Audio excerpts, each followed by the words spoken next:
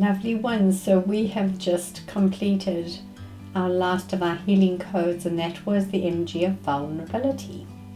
And vulnerability is such a huge energy code. It's that feeling of being insecure, exposed.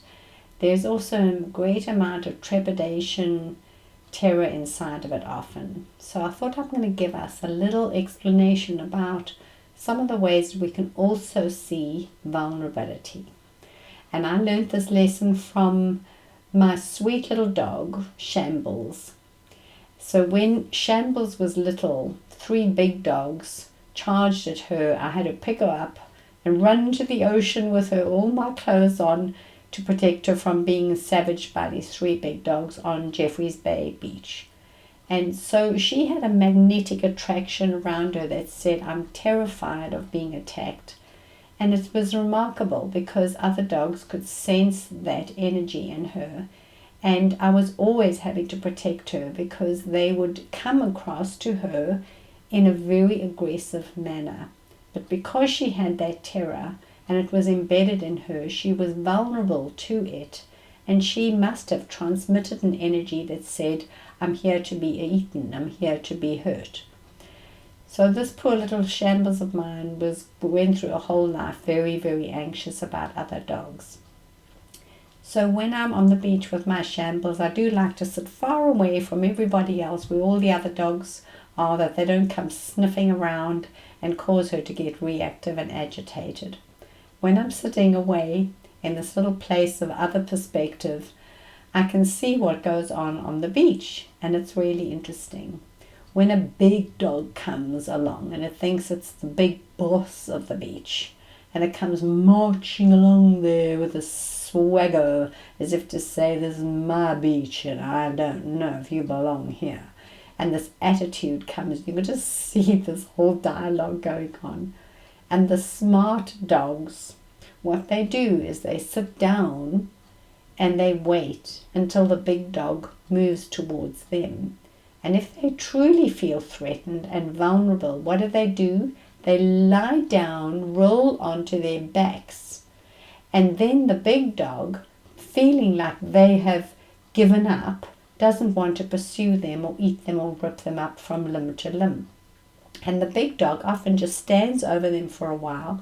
And if the little dog can just lie there and be calm and expose itself, then it seems to save its life. And looking at this, I just thought, how amazing is this? There's something for us to know in this little behavior. And after a few moments of this little performance going on, in no time, the other little dog turns over and gets up and then puts its front legs down and its back little hind body goes up as if to say, I'm here to play with you. I like you. I'm cute. I'm very small and very adorable, but don't eat me because I could play with you and I could be your friend. And it's this little act, this little jump, jump, jump from side to side, and there's this little performance that goes on. And the big dog is amused by it, and then eventually says, all right, you can be our friend, I'll be nice to you. And off they go, off to lick each other in all those special places that they do, and off they go and play, and they're fine.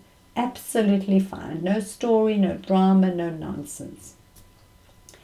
I was thinking about what is truly happening there. Who is the one in power? We might assume that it's the big, aggressive dog that could rip the little one from limb to limb in half a moment. And we could say, oh yes, he's very powerful. Definitely, he could do a great injury. But who is in power there? Who is holding the power? It's that little dog. That little dog was holding its integrity. And that little dog said, I know I can't beat that big guy, but there's something else that I can do. I can take control and power of my own life. And I'm going to lie down here and say, look, here's my jugular. I'm exposing it to you. And if you like, you can rip it out from my throat. Why don't you do that? Here it is. I'm just offering it to you. In that moment of surrender, absolute surrender, the big dog loses its desire to eat the other little dog. Who is in power? Just ask yourself that. The next time you feel threatened, vulnerable, exposed, imagine that you can be the one that holds your life, your integrity, and you stay in control and who's the boss of my life. That I can give my life, but I'm still the one who is giving it. No one and nothing gets to take this away from me. Who is in power? And right there, the energy of vulnerability makes sense to me. That in my vulnerability, there is immense strength. I wonder if we can see that.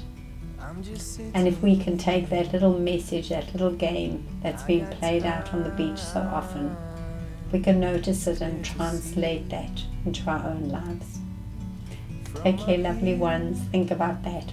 So much love. The world seems small. We can sit together. It's so beautiful. You and me. We meant to be in the great outdoors.